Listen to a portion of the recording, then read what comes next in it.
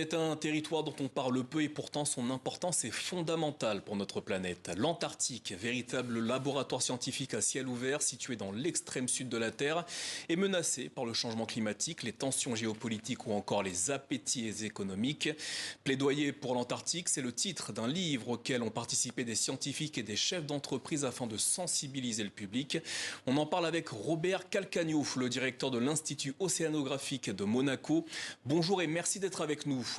Ce livre est donc le fruit du voyage scientifique et d'engagement Antarctica 2024 organisé par l'Institut océanographique de Monaco. En quoi consiste précisément ce plaidoyer pour l'Antarctique ? Vous l'avez indiqué, ce n'est pas parce que le continent antarctique est loin de nos yeux qu'il doit être loin de nos cœurs. Ce continent est un régulateur essentiel pour la santé de notre planète. Or, il est soumis à de nombreuses contraintes.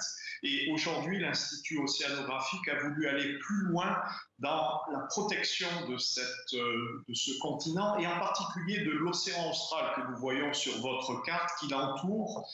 Depuis plusieurs décennies, en fait exactement 65 ans, l'humanité s'est préoccupée de l'Antarctique avec notamment le traité de l'Antarctique. Mais maintenant, depuis plusieurs années, cette protection de l'océan austral est bloquée par les tensions géopolitiques et notamment l'État de la Russie et de la Chine bloquent la création de nouvelles aires marines protégées qui sont essentielles pour la protection de cet océan austral.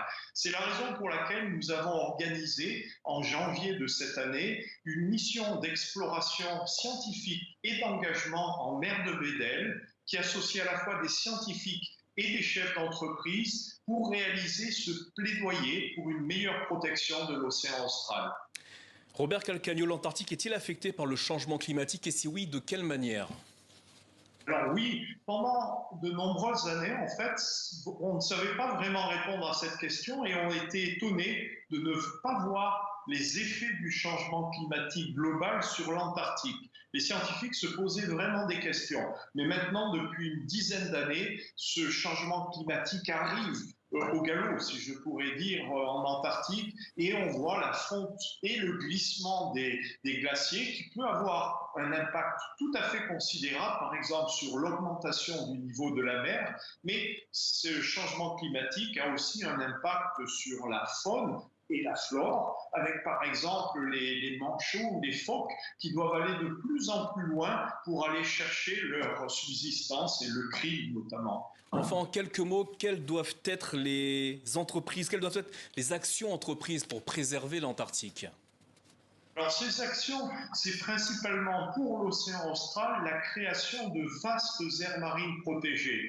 L'ensemble de la communauté internationale a fixé pour objectif de protéger 30% de l'océan global, mais on a du mal à convaincre les États à décliner cet objectif pour l'océan austral. Il nous faut donc créer de nouvelles aires protégées, comme par exemple en mer de Weddell et en Antarctique Est. Et c'est l'objectif de notre plaidoyer. Alors, on a eu déjà un succès notable, puisqu'à la convention des parties du traité de l'Antarctique, consultative des parties, qui s'est déroulée au mois de fin mai à Mumbai, en Inde, l'archipel des îles d'Angers a été déclaré comme une aire spécialement protégée de l'Antarctique. Et c'est un petit succès parce que l'aire est petite, mais c'est un succès qui est encourageant pour aller plus loin. Merci Robert Calcagno pour votre invite, pour avoir participé à notre journal. Fin de cette édition.